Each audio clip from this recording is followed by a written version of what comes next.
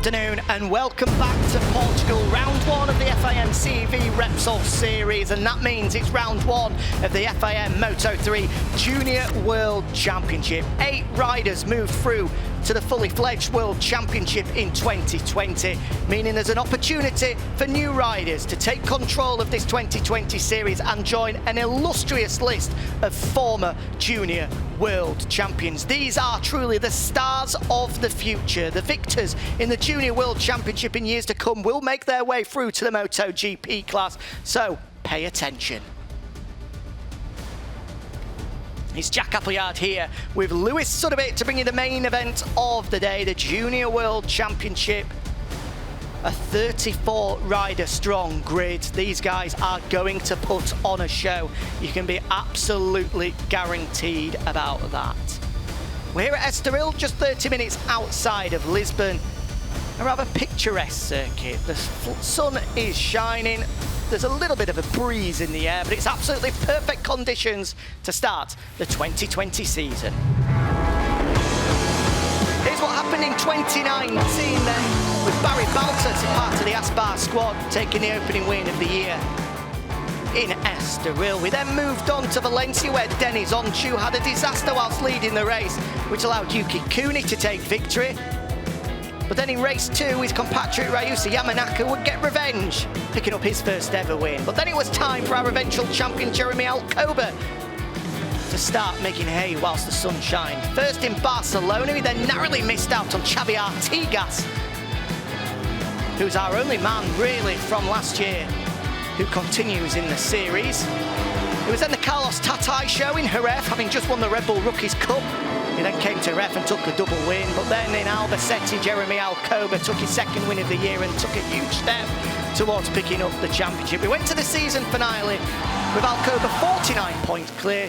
He only needed a point, but he went on to finish on the podium and wrap up the championship, which has rightly earned him a promotion into the World Championship for this year. As we say, him and 7 other riders moved through to the World Championship this year, who of course started their year in Qatar earlier on in 2020. They'll be back underway in just over a week's time at Jerez. Meanwhile, it's time for these guys to start their championship under perfect conditions, as we just said. It's still 28 degrees outside. The track temperature now ever so slightly higher as it bakes under the midday sun here in Estoril.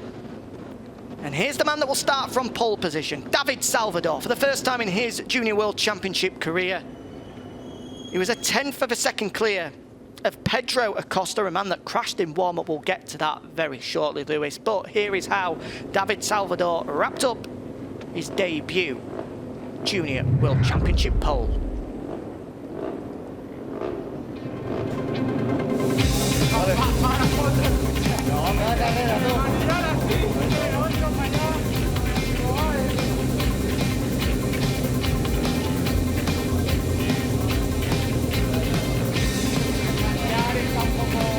Today the qualifying is very good feeling for me and for my team. Very happy because very good job today, and tomorrow very good feelings.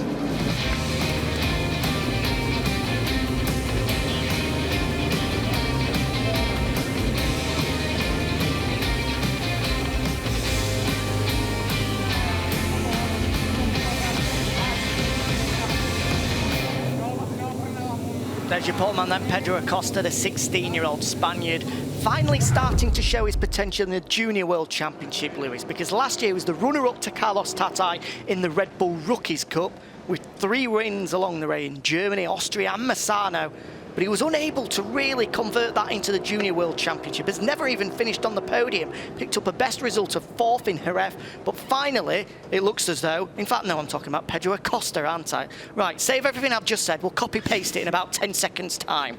David Salvador, incidentally, was a part of the Red Bull Rookies Cup this year and last year, finished 4th there with a victory at Aragon. Similarly, he hasn't been on the podium, but he's starting to show his potential. It kind of works. Pretend that didn't happen. This is the rider that Acosta is trying to beat, of course. David Salvador, who, yeah, for the Kuno Campeones team, the 17-year-old from Madrid, began to hit form late last year in the Junior World Championship. Got a 6th place finish in Catalonia. But he's a rider who has really been strong all through the weekend. He's looked really impressive. He's only on pole by a tenth of a second, which doesn't sound like an awful lot, but he has been very, very impressive so far. Here is the aforementioned Pedro Acosta, starts second on the grid on the 37.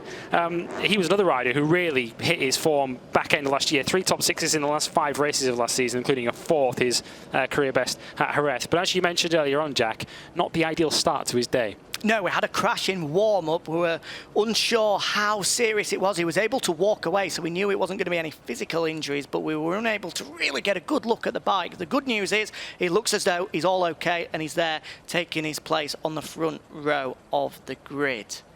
Joining them there will be this man, Diogo Moreira, making his debut in the Junior World Championship. The Brazilian was a part of the European Talent Cup series last year, a championship he finished 6th in, with victories in Jerez and second place finishes also in Jerez and Albacete. But this is a super performance from the young Brazilian, 16 years of age, up into the Junior World Championship and onto the front row for the very first race. Yeah, he's a rider who unfortunately did have a crash yesterday afternoon in Q2. We know that he and his teammate Lorenzo Felon both went down. We don't know whether they went down in the same accident, but when we were in the paddock yesterday, we did see Moreira limping a little bit. No huge after effects, it seems, and he's ready to go this afternoon.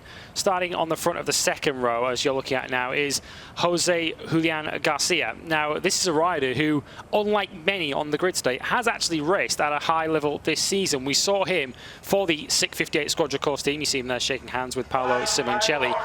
He actually raced for that team as an injury replacement for Nicolo Antonelli in the Qatar Grand Prix earlier this year. Now, the race itself didn't go all that well for him, but he has got a little bit of Grand Prix experience. He, of course, substituted for Romano Fenati towards the tail end of last year. I remember seeing him in Thailand, and from his brief Grand Prix appearances, he looked very impressive and he looked like he belonged in that company. Yeah, certainly did. In Thailand in particular, he got a super start and was battling inside the top 10 for a long period before eventually crashing out in a crash that I think, if memory serves right, wasn't really his fault. But he has got form in the Junior World Championship as well. 3 podiums to his name last year, with second place finishes at Valencia and Le Mans and a 3rd here at Estoril, which helped him to 8th in the championship. Here's another man to keep an eye on. The next Fernandez to make their way through and make their name on the big stage. Ralph Fernandez, of course, a former winner of the Junior World Championship, and now we have his brother fighting at the front as well.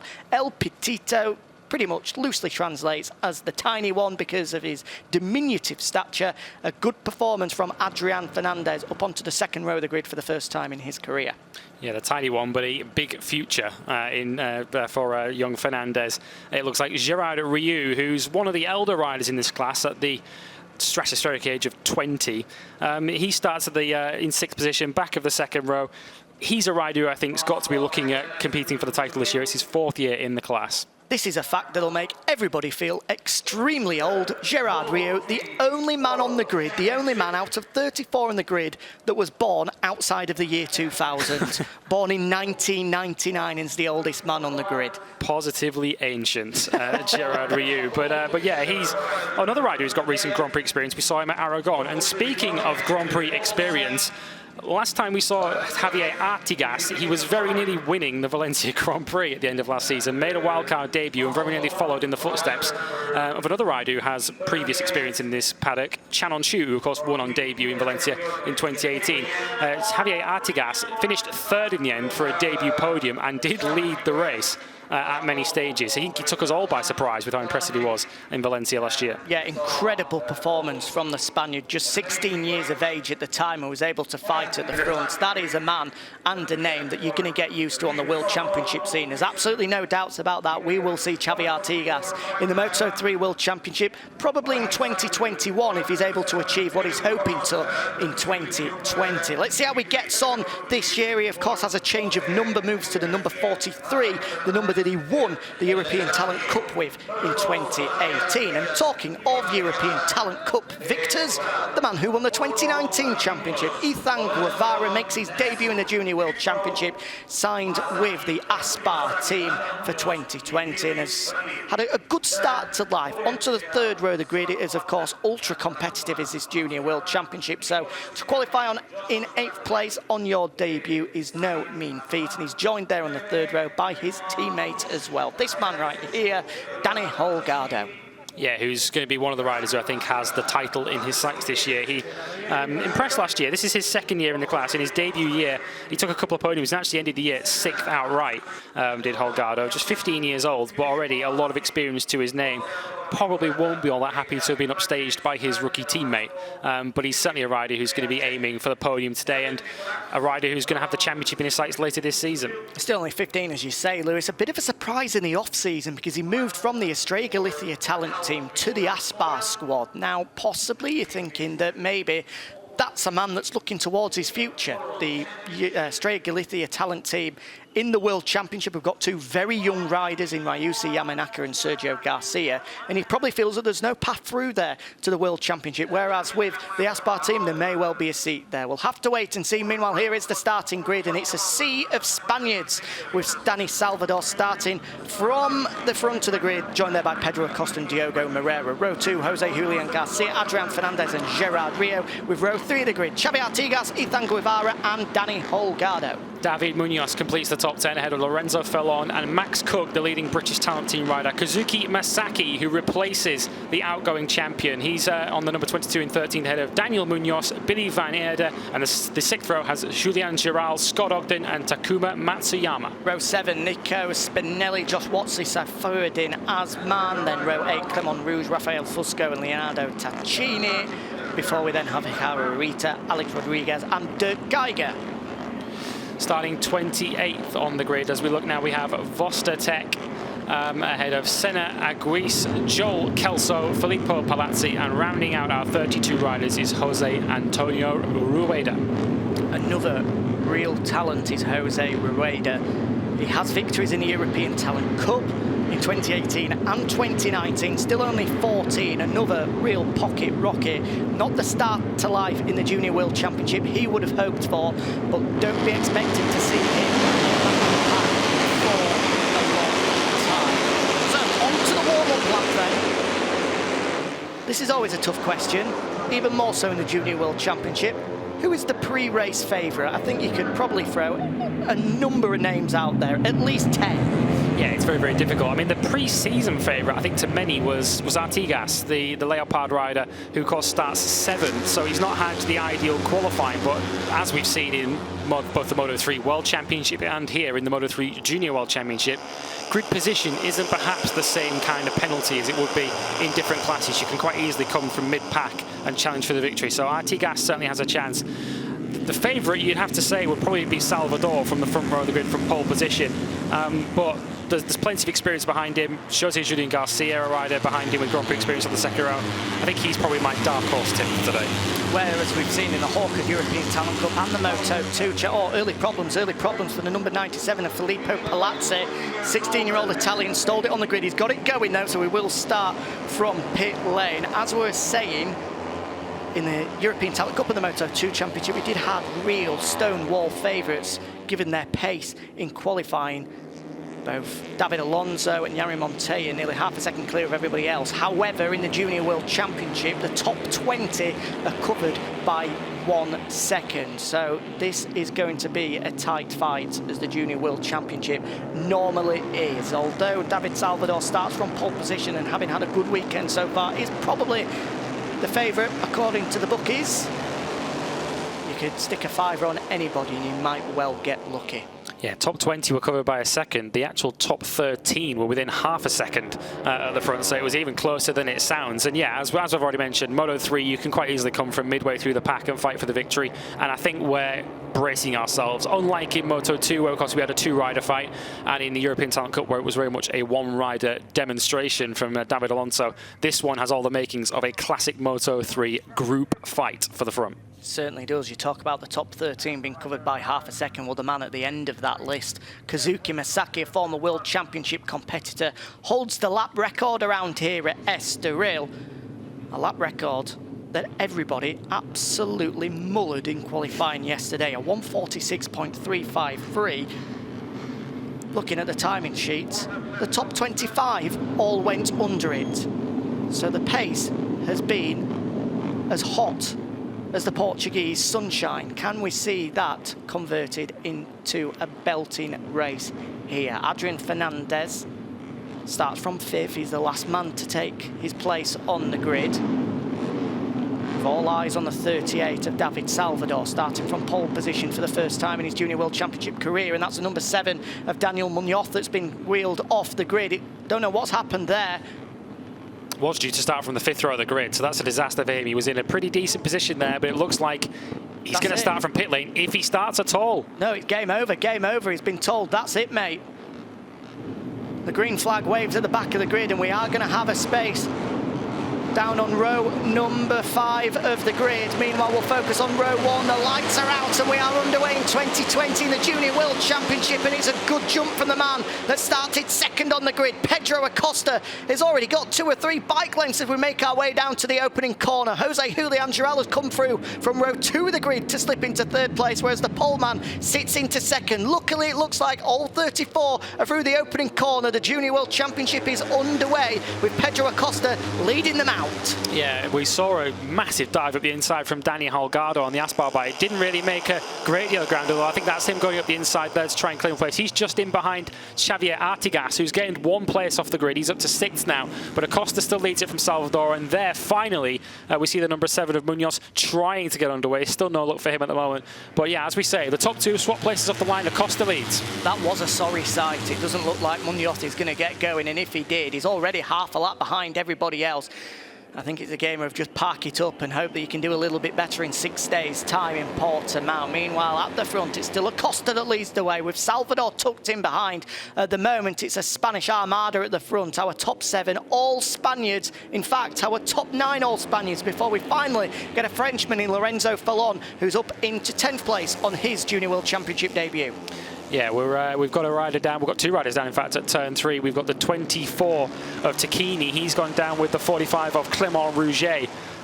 So those are 2 riders who were making their debuts in the Moto3 Junior World Championship. Their debuts only lasted as far as here, and that's that is the 24 indeed of Tacchini, down pulling his bike through the gravel at turn 3. Teammate to Xavi Artigas, running the number of Xavi Artigas last year as well. So those of you that watched the 2019 Junior World Championship, don't panic, that's not Xavi Artigas. He swapped numbers, 43 this year. But here's exactly what happened between Rouget and Tacchini. Oh, it looks as though it was Tacchini that got a little bit over exuberant into, is that turn 4 there? I think it is, yeah, and that caused a domino effect where, although another man went down was Clément Rouget, there was another couple of riders that got caught up in it as well. The guys at the back of the pack now being, I think it's Senna Aguis and Filippo Palazzi, the unfortunate guys to get collected and caught up in that one. At the front though, it looks as though we've got, what, 7 riders just starting to break clear, with the likes of Danny Holgado and Ethan Guevara, the 2 of the Aspar riders, just trying to cling on and join the leading riders. Yeah, and some very quick progress made by Artigas. He's already up into 2nd place from 7th on the grid, so he's wasted no time getting himself into the action. But yeah, there's a 7 away at the front with Salvador running in 3rd. Jose Julian Garcia currently sits 4th on the number 20, with Ryu, Holgado and Guevara, the debutant, completing the top 7. But as we've so often said in this Moto3 class, don't rule anyone out yet, because don't expect the pace to be all that quick. They're going to be watching each other. They're going to be swapping places left, right and centre, and that will enable the group to stay close together. Acosta that leads them. A man that's never been on the podium in his Junior World Championship career, came into the championship halfway through last year as a replacement, and seriously impressive. We've got another couple of fallers down. Dirk Geiger's one of them, as is the number 27 of Alejandro Diaz. And Dirk Geiger, again, Jack. Yeah, shame for these guys what's happened here this time around. Oh, I just missed that one, but the pair of them gone down, and Dirk Geiger you might be able to see in the Prustal GP colours. He's a man that's unfortunately, as a result of the coronavirus break, missed out on 4 World Championship rounds. Barry Baltus, who moved up from this championship for 2020, should have missed the opening 4 rounds as a result of being too young. He would have started in Jerez, and Dirk Geiger was going to be his replacement. He managed to get a ride in at Qatar, but obviously missed out on getting the chance of getting some World Championship experience in Thailand, Argentina and America. Meanwhile, at the front, we've got a change.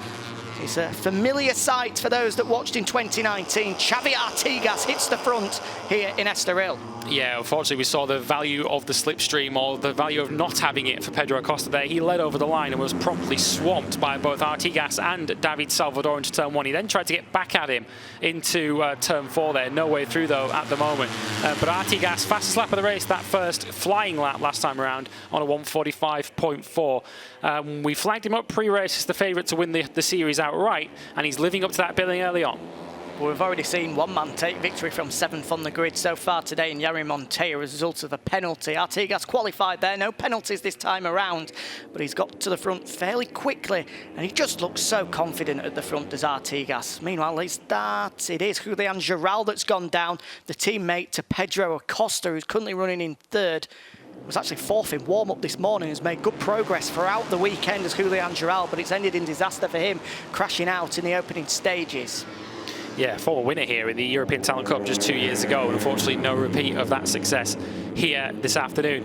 Artigas, look at that smooth style as he goes through the final corner, looking very, very composed, and just a few bike lengths now over Salvador in 2nd place, the pole man, who's now coming under pressure once again from Acosta, who's looking to return the favour from what happened to him prior when he was overtaken into turn 1. Look at them spread out 5 abreast as they head into the first corner, hard on the brakes. Artigas is well clear, but it looks like we're going to have the Aspar bike of Holgado all the way through into 2nd. Well, Holgado came across the line in about 6th place, but as the fact of Salvador and Acosta were side by side, they punched a huge hole into the air, which all of the guys behind said a huge thank you for, because they were able to draft past pretty much both Salvador and who was the other man? Pedro Acosta, of course, and that certainly allowed Danny Holgado, who, to be perfectly frank, is a bit of a pocket rocket in the first place. Not the tallest of riders out there.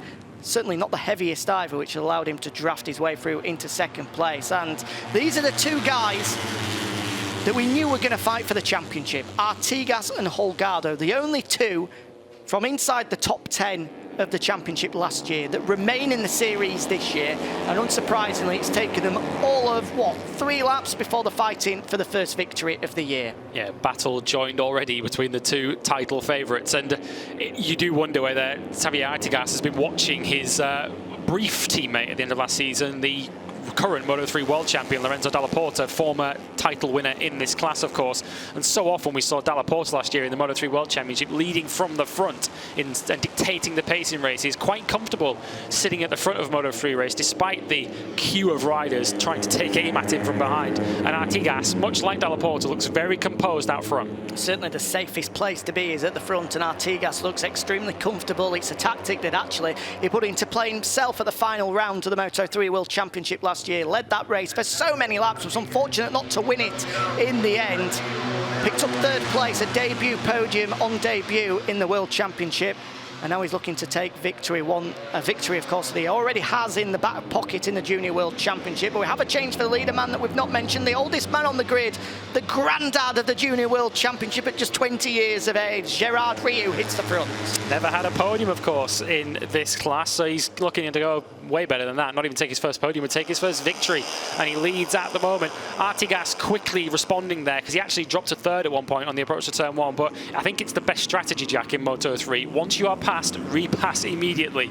And Artigas swept straight back up the inside of Holgado into turn 1. Yep, do not let another guy in front of you get into his rhythm. Make sure that you get back in front as soon as you possibly can. And the fastest man on track is Max Cook, a part of the British talent team, having his best ride in the Junior World Championship by a country mile at the moment. Is the Brit. Had his best qualifying yesterday, and now he's backing it up with a super ride just on the tail of this 10-rider strong group. You can see the number 30 in the back of your picture. Great ride coming from Max Cook. I'm not going to get excited just yet, but we haven't had a Brit on the podium in the Junior World Championship since John McPhee in 2014. I know he's 10th at the moment at the back of the pack, but can we see Max Cook fight his way through and get into the podium fight? I certainly hope so. I'm not supposed to be biased, but come on, I want to see a Brit up there. Yeah, the Bristol boy at the moment, he's in 10th place, and he's only 2 seconds off the lead, Max Cook, as they last came across the line. That just shows you how close a race we're looking at the moment with 10 riders in that leading group. He's a second clear of the next group, which is led by Lorenzo Felon. That group includes the likes of Saifuruddin Azman, David Munoz as well. Takuma Matsuyama's in there as well. The point positions covered by less than 5 seconds. great shame for Billy Van Aert, part of the Asia Talent team. The former Asia Talent Cup winner had his best qualifying yesterday, but unfortunately he's just crashed out at turn 6. Good friends with Jack Miller, gets a lot of tutorship from the MotoGP rider, but he's gone down at turn 6. Who was that in the back of the picture, Lewis? It looked like an Estrella Galicia bike to me that was going down at turn 1. We'll keep an eye on that. It might well have been Fellon. We'll keep an eye on that. Yeah, it is Lorenzo Fellon. In fact, it's Seyfriedin Asman who's dropped down, who's also on the Estrella Galicia team. He's on the 63, who went down, unfortunately. The two teammates were running together, and unfortunately, the Malaysian has seen his race come to an early end. Here we go. This is going to be a replay of that crash at turn number 1. Yeah, just took the front, and that caused his teammate just to sit up as a result. He did well, did Fallon, not to collect. Asman, of course, you can see on the side of the bike there, receiving some support from the Sepang International Circuit, with Razlan Razali all the way through into the Junior World Championship, trying to promote Malaysian talent as much as he possibly can do. And hopefully Asman is in the right team, certainly, for this year, moves through into the Estrella Galicia Junior Talent team for this year, and hopefully he'll be able to find some better results when we get to Portimao in 6 days' time. At the front, though, still Artigas that leads the way. If anything, he's got a couple of bike claims over Gerard Riou in second. He's just starting to stretch that elastic at the front. That's the biggest lead we've seen so far in this race. I know we're only 5 laps in, soon to be 6 laps in, but this is warning signs earlier on. I'm sure there might be a few alarm bells starting to ring in the heads of the riders behind as Artigas tries to make his break for victory. Yeah, we're going to see now just how strong that slipstream is, because Artigas crosses the line a quarter of a second clear, and he does get to turn 1 clear of the opposition. So that's the kind of advantage we're talking about for a rider to not only get out of the last corner and get to the line first, which could be crucial on the final lap, but also stay out of range for an attack into turn 1. It's the battle for second that's starting at the moment, with Riou under a lot of pressure from Acosta, with Holgado, Salvador, and completing that leading group, we have Jose Julian Garcia and Adrian Fernandez, who himself set the fastest lap of the race last time around, the only rider in the 144s. Meanwhile, behind them, there are 3 riders, Ethan Guevara, Max Cook and Kazuki Masaki, who have detached themselves from this leading group. But Max Cook has managed to make his way to the front of that 3-rider gaggle, and I'm sure will be trying his level best to close back in on Adrian Fernandez and this leading group of 7. As you rightly say, Lewis, number 25 there of Adrian Fernandez, younger brother of former Junior World Champion Raul Fernandez, is the fastest man on track at the moment at 1:44.8, which is 1.5 seconds quicker than the previous lap record from 2017 of Kazuki Masaki. So we can pick up that piece of paper and throw it in the bin. And here he is making a big move up the inside. Fernandez there trying to get up the inside of Garcia into turn 9. I think Garcia just about held him off around the outside, but side by side again, making a bit of contact as they come around turn 10, and Fernandez finally makes the move. An aggressive move from Fernandez. They do call him El Petito, the tiny one, but he certainly wasn't lacking any fight or muscle there. Super aggressive, getting himself back up the inside of Jose Julian Garcia. As a result of those two going to war, it has meant that they've just lost a little bit of touch from the leading 5 riders. I'm sure they're hoping now that with a 5-rider, as they come 4 abreast into the opening corner, with Gerard Riou coming out on top, but those two behind are going to reattach themselves, which I think they have done. But Artigas, having led across the line, has been demoted back to 3rd. It's now Riou that leads, ahead of Acosta, Artigas, Holgado and Salvador, with then Fernandez and Garcia back with it, meaning we still have a 14-wheeler at the front here in the Junior World Championship. 10 laps to go, and there's plenty still to happen. Yeah, Max Cook in that second group, he's matching the leaders for pace, but he's not closing at the moment. Now that that leading group have broke away ever so slightly, he's not able to use that slipstream to tow him up to the front of the group. So if Max Cook is going to close that gap, he's going to have to do it all by himself. But he is keeping some pretty illustrious company there in 8th place. He's got the reigning European Talent Cup winner in Ethan Guevara behind him, and a Grand Prix racer of Kazuki Masaki in 10th position. Fair move there from Pedro Acosta, a dop of the cap as he rolled around the outside of Gerard Riou. Great move into turn 6 from the man that finished runner-up in last year's Red Bull Rookie Series. Certainly looks up for this one. Great move that was, around the outside at turn 6. Gerard Riou certainly wasn't expecting it, and as a result he hits the front. He was the leader in the early stages, having got the whole shot from second on the grid, and now he's managed to fight his way back to the front of this 7-rider pack. Yeah, it very much is a 7-rider pack now. That slight splinter in the group that we had when Fernandez and Garcia were having a little dice on the last lap has very quickly closed back up again. So I think we are going to have 7 riders all battling on the brakes into turn 1 in a few seconds' time already as they come onto the straight. Acosta's a little bit wide, and that's put him under pressure as Ryu draws alongside him. Artigas is going to have the double slipstream, and we've got Holgado in 4th, who might well take advantage and pass a lot of them. Here we go. This is a typical scene in the Junior World Championship. 5 riders abreast, and suddenly Adrian Fernandez, who was 6 across the line, now leads into turn 1. El Petito hits the front with Danny Holgado tucked in behind him in 2nd place. We've got 9 laps to go. More of the same, please. What a way to kick off the 2020 season. And Artigas slips all the way back to 6th. He's already claimed 1 of those back, overtaking Ryu, who it feels like we were only talking a few seconds ago. He was leading the race, and he's now being passed for 5th as they go through turn 4. So it's a crazy, crazy battle at the front. We've had a track limits warning for Daniel Munoz, whose day goes from bad to worse. And yeah, at the moment, it's looking like it's anyone's game, isn't it? Fernandez is the fastest man on track, but there's no means that he's going to be in front for too much longer. And this battle is helping one man, the number 30 of Max Cook. He's been able to close in on that last lap alone. He closed in a little bit more on Jose Julian Garcia ahead of him. You can just see him in the back of the picture. If these 7 continue to fight like they are doing, Max Cook is going to be able to get amongst it, which is exactly what we want to see. It is. He's closing in. He's now within 1.2 seconds of the back of the group, within 2 seconds of the outright lead, and that's only getting closer. He's already taken a 10th of that back on the leader through the next sector, so it is closing up now, and he's all on his own, Cook, as well. He's not got anyone to tow him up. He's broken clear now of Guevara and Masaki, who are now in their own private battle for 9th and 10th. But yeah, we'll keep a close eye on him, as you'll see him in the back of short. He's getting closer and closer now, and he'll soon be able to pick up that slipstream of Jose Julian Garcia. He's now within a second of him. Just for context, his previous best ever finish is 11th, Max Cook. Never been inside the top 10 of a Junior World Championship race before. Last year was his first full season in this championship, but he looks to have made a great step over the winter, and he looks ready to be able to fight at the front week in, week out, which is great to see. It looks as though he is the next man in line, the next Brit in line to move onto the World Championship stage. He took 9/10 of a second out of the leader on that last lap, did Max Cook. A 45.1. The leaders, with the exception of Salvador, were in the 46s, and Salvador did a 45.993.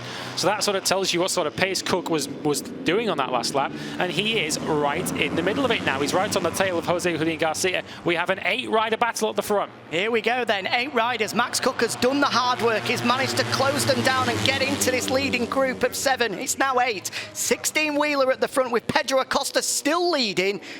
In fact, he's leading by, what, 4 or 5 bike lengths now. This is a good lap coming in from Pedro Acosta. He's able to pull out 0.3 of a second in the middle sector alone over David Salvador, the man that qualified, tries to put me teeth in on pole position for this opening race of 2020. Certainly the likes of Xavi Artigas and Adrian Fernandez, who are there in 3rd and 4th, won't want to see the number 37 escape at the front, which he's just flirting with the idea of at the moment. Oh, we've got a follower in the background. We've got a follower in the background. I think it was Gerard Rio. The number 67 has gone down. I thought it was Max Cook for a second, but Cook has already been able to get in front. More riders down. Number 31 that's gone down. That's Scott Ogden, another of the British Talent Team riders. And it looks as though, is that Lorenzo Fallon, a part of the Junior Talent, not the Junior Talent Team, sorry, the Australia Galicia Talent Team.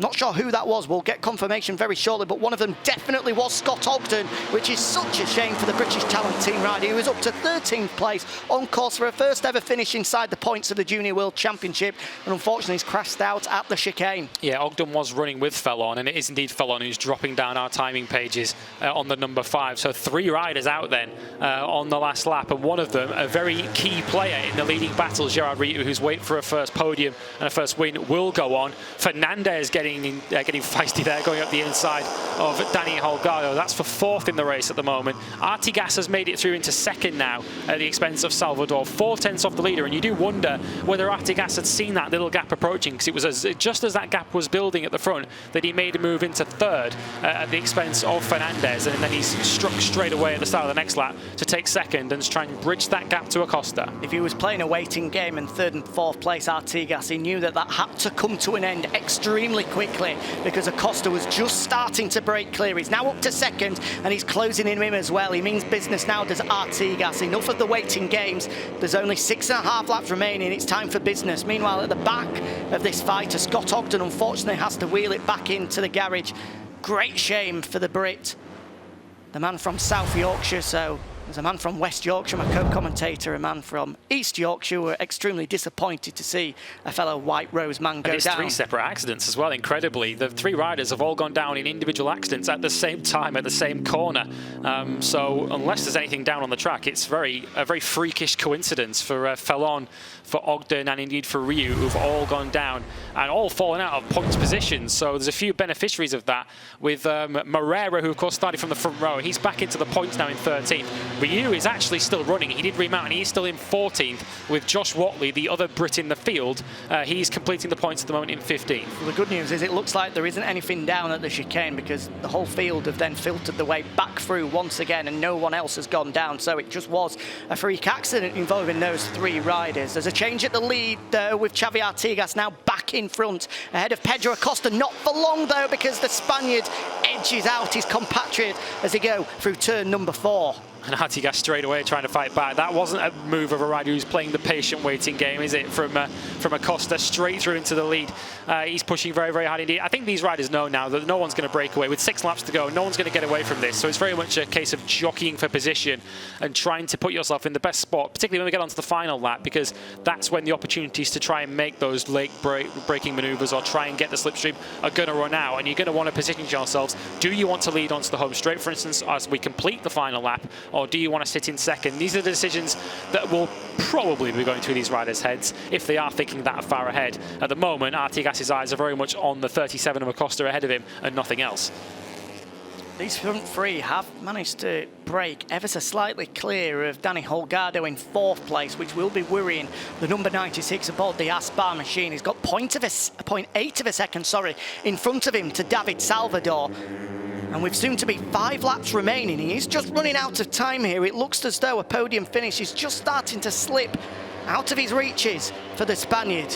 It looks as though we may well have a 3-rider fight for the win here in Estoril as Pedro Acosta leads them across the line once more. Now 5 laps to go. He's got Artigas to his right-hand side and he's soon going to have Salvador further right as well. 3 abreast into the opening corner. Who's going to come out on top? Who's the latest of the late breakers? This time around it's Salvador, as Artigas very, very nearly gets clubbered by the number 37 of Pedro Acosta behind him. That was too close for comfort. Yeah, Artigas knew exactly how close it was, because he had a little look over his left shoulder there as he came out of turn 1. He knew that a rider was very, very close to tagging his rear wheel, and that's the kind of incident that's music to the ears of Danny Holgado, who is closing back in. I was about to say that Holgado would have been sat there in 4th hoping that the front 3 were going to rejoin battle again. That's exactly what happened, and it's brought Holgado right back into the mix again. Well, I have commentated on Junior World Championship races before, so I should have known better than to call it, with 5 laps to go, a 3-rider fight at the front. Absolutely not. It's 7 riders that are still in contention for this one, with David Salvador the favourite at the moment as he leads them out of turn number 6. Yeah, Max Cook still at the back of that group in 7th place. He did a 45.4 on that lap. The leader, Salvador, was in the 44s, but of course they've slowed themselves down with that battle into turn 1. That's just slowed the pace up again and brought the trailing group that was led by Holgado right back into the mix. Guevara leads the 2nd group that's now a 3-rider battle involving Masaki and Matsuyama. They're fighting for the 3 places that complete the top 10. That would be a strong result, that, for Ethan Guevara. His debut in the Junior World Championship, having graduated as a European Talent Cup winner, to score some solid points in 8th place. That would be a good result for him. As for Artigas, who we're now looking at in 2nd place, he's got his eyes on much more than that. The opening race of the Junior World Championship in 2020 has just 4 laps remaining, with Pedro Acosta leading them across the line and then taking control into the opening turn number 1. Artigas had a look up the inside, tried to see if there was a gap there, but David Salvador slammed the door shut. And now, with 4 laps remaining, those leading 3 have been reeled back in by Danny Holgado and his mates. He's got Adrian Fernandez, Garcia and Cook for company. We've got a 7-rider scrap in this opening race of 2020, and I would not want to put money on any one of those 7 riders. Max Cook at the back of the field, on course for a best ever result in a Junior World Championship, is still in contention for this one. A great ride so far from the Bristolian. Can he go a couple better and get into podium contention? Yeah, Costa got it wide into turn 3 and lost the lead there on the right-hander there. He just outbraked himself into the corner and allowed both Salvador and Artigas through. Acosta has managed to regain second place from Artigas into turn 6. Temporarily, perhaps, as we look at Max Cook at the back of the group, but that's all it takes in this group. When you make one slight mistake, it's not one rider you're letting through. In this group, it's potentially as many as 6. So far, those front 3 haven't been bothered. What I mean by that is they've not been passed by any of the guys from 4th or further down. It looks as though it's been a race within a race for 1st, 2nd and 3rd, and then from 4th downwards. But Fernandez has managed to get ahead of Holgado and is now right onto the rear wheel of Artigas. He's going to hope that he's going to get a 3-way slipstream down into the opening corner, and the tiny Leglis Academy rider hopefully will be the greatest beneficiary of that 3-rider slipstream. 3 abreast at the moment. It's certainly going to be 4 or 5 by the time we get onto the brakes into the opening corner. 4 abreast it is, with Artigas out front. And there goes Fernandez. Does benefit from the slipstream, now into 3rd place with just 3 laps to go. It's ticking away. We really are into crunch time now. Keep an eye on Jose Julian Garcia, by the way. He just picked off Holgado for 5th place. Despite the riders ahead of him in the extra slipstream, it didn't really do Holgado much good in the end. He was passed around the outside by Garcia into turn 1. So it is getting closer. You'll maybe catch a glimpse of it here, the 20 in the background, as we look at the leader Artigas, who won the battle on the brakes into turn 1. He's got that slight advantage now with just 3 laps to go. But yes, still anyone's game in this top 7. Less than a second separates them as we reach the closing stages.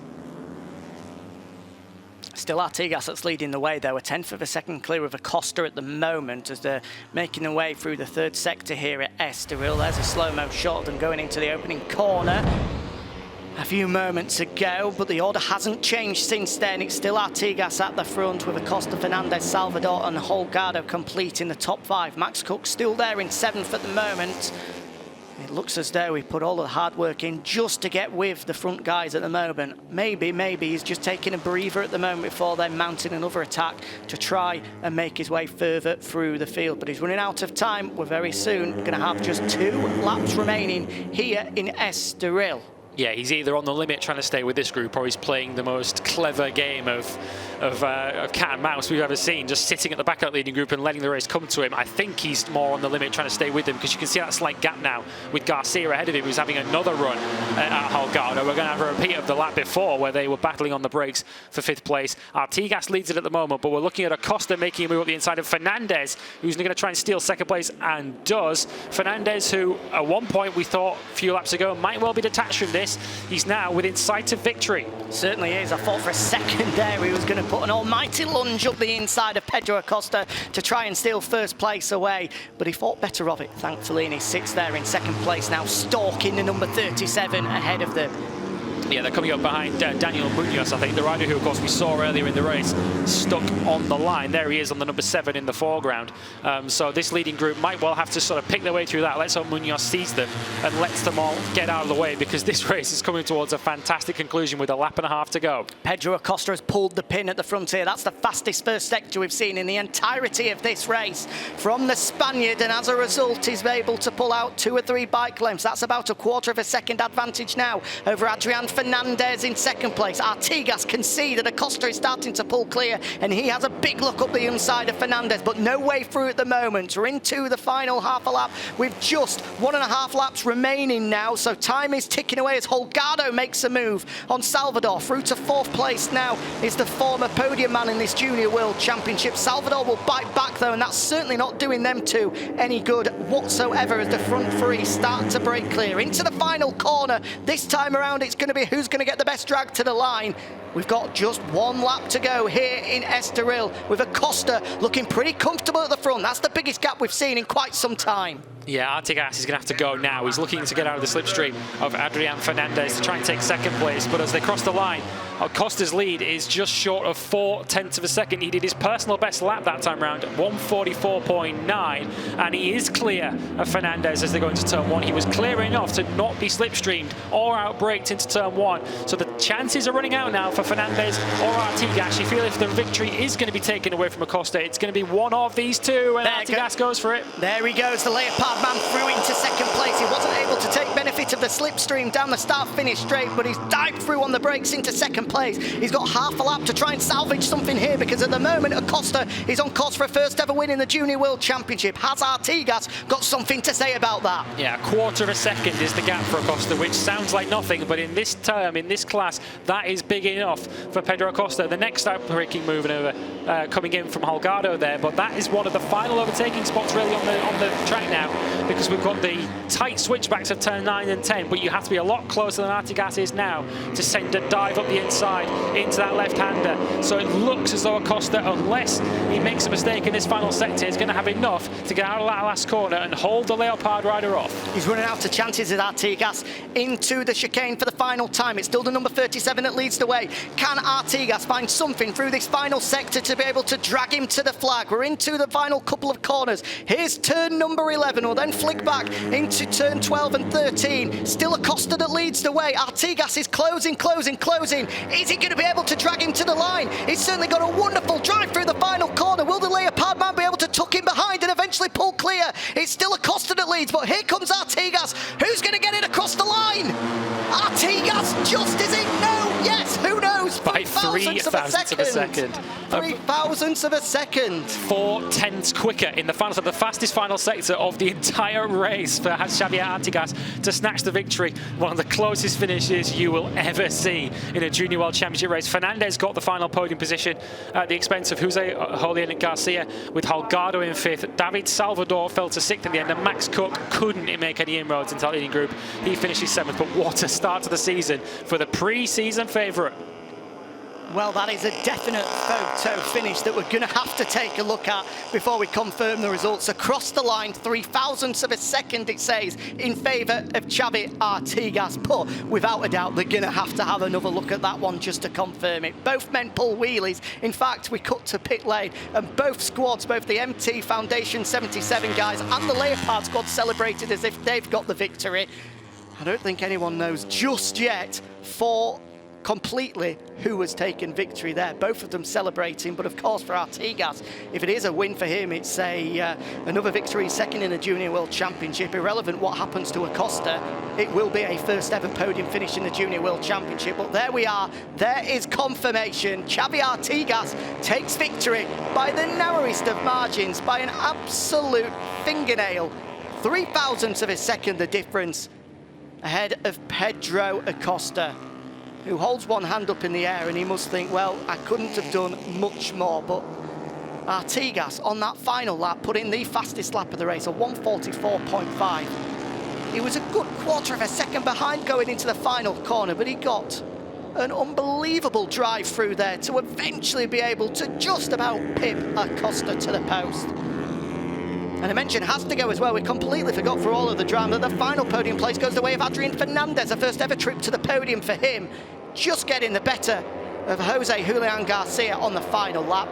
Daniel Holgado completes the top 5, with David Salvador, despite being in contention for the majority of the race, slipping back to 6th, and Max Cook comes across the line in 7th, by far and away the best ever finish in the Junior World Championship for the British Talent Team rider. Hopefully a sign of things to come for the Brit in this 2020 season. But what a way to start the season. 3,000ths of a second separating Xavi Artigas and Pedro Acosta. It cannot get any closer than that, with the number 43 taking victory. A switch of numbers has worked brilliantly for the Spaniard. Of course, that's the number that served him well in 2018 as he collected the European Talent Cup Championship. And now we'll be hoping that the number 43 will be changed to a number 1 by the time we get to Valencia at the end of the year, as he sets his sights on a Junior World Championship. That's the target for him, and it's a great way to start the year as well. An incredible final lap from the Spaniard to set a new lap record, let's not forget as well. Completely demolishing the previous lap record of a 146.353 by setting a 144.5. Super lap, and now the debrief will commence for Pedro Acosta, finding just where he missed out. Unfortunately, I think it's going to be try again exactly the same in Portimao in 6 days' time. It couldn't have done much more. Here we go then. Let's take a look at this photo finish. It's going to be absolutely nothing to separate them as they come across the line there, and oh, it's still too close to call. Still too close to call. But it has gone the way of Artigas, and he knew it as well, didn't he? He knew it. Despite it being so close, he knew that he just got there ahead of Pedro Acosta. He's continued 2020 exactly how he started 2019. Well, look at that, the face on the MT77 Foundation guys as they came across the line. Utter despair for them. A weekend's worth of work, and you miss out by 0.003 of a second. A tough one to swallow for the Spaniard, I'm sure. Going to hear him from our race winner very shortly indeed. He started 2020 just like he finished 2019. A podium finish in his first ever Moto3 World Championship race in Valencia. Now he picks up in 2020 with victory here in Estoril by the narrowest of margins too. Let's hear what Xavi Artigas made of that opening Junior World Championship race of 2020. Congratulations, Xavi Artigas, first win of 2020, a crazy race. Just how did you pull that back on the last lap? Thank you. It's amazing to stay here after COVID and all pre-season. Very crazy race. In all the week I'm strong, and finally first is amazing for me and the Leopard Impala Junior team. And say thank you everyone who support me, my family, my dad, all the team, the Leopard, and this all. ¿En español? ¿En español? Muy contento de volver a estar aquí y más haber ganado después de el COVID y toda la pretemporada que ha sido muy larga. Y bueno, durante todo el fin de semana me encontraba muy fuerte, con buen ritmo. Y bueno, se ha demostrado en carrera que estaba allá adelante y lástima que no me he podido escapar, pero muy contento con el podium. Agradecerle al equipo todo el trabajo que ha hecho durante toda la temporada, o sea, durante la primera carrera, y un abrazo muy fuerte a mi familia que me estará viendo desde casa.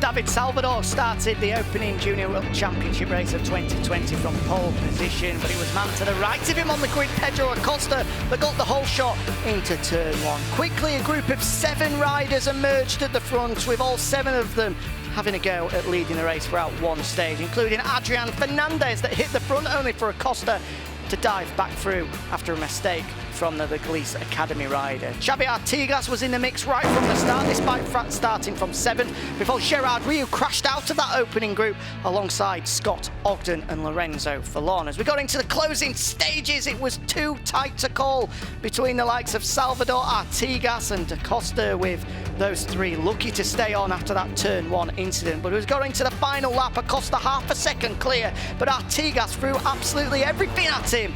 And with a fastest lap of the race, a new lap record on the final lap, the Spaniard took it by 0.003 of a second.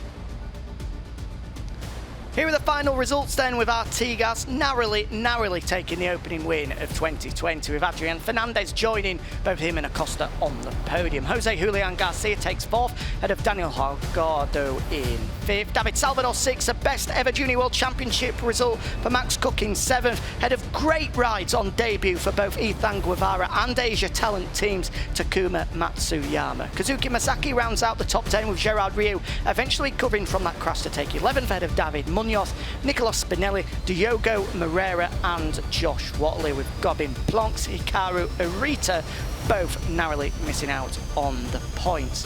The final finishers: Andre Vostetek, Clement Rouge, Senna Ruiz, Joe Kelso, Jose Rueda, Philip Raychek and Lorenzo Fallon, with these guys all unfortunately crashing out during that 17-lap encounter. The good news for them is back to work in just 6 days' time. The next round of FIM CEV Repsol comes to you from Portimao very shortly, so don't miss that one. Race day again on an unusual Monday. Of course, we're racing here on Tuesday. So far, I haven't made the usual slip-up of calling it Sunday just yet, which thought I was almost guaranteed to do so.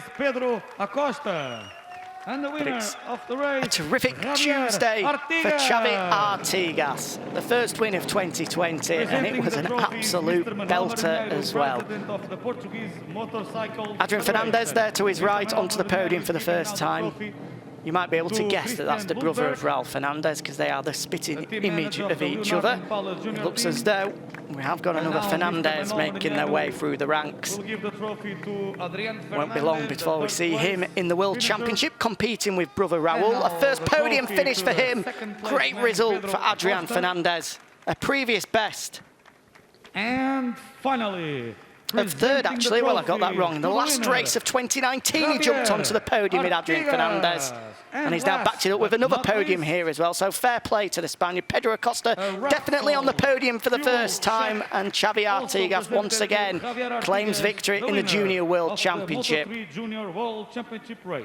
And now let's hear a nice check from Repsol to go with it as well. And here is a Spanish national anthem for Xavi Artigas.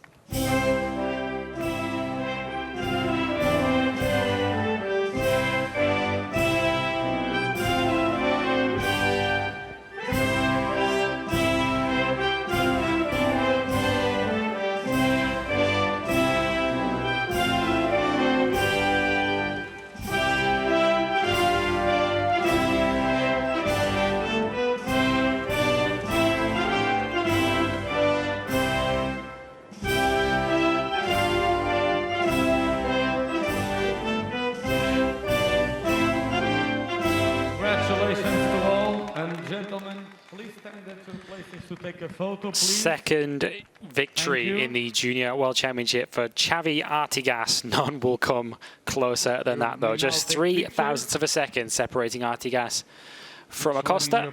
Exactly, perfect. As the riders pose for the photographs, socially distanced, of course, on the podium.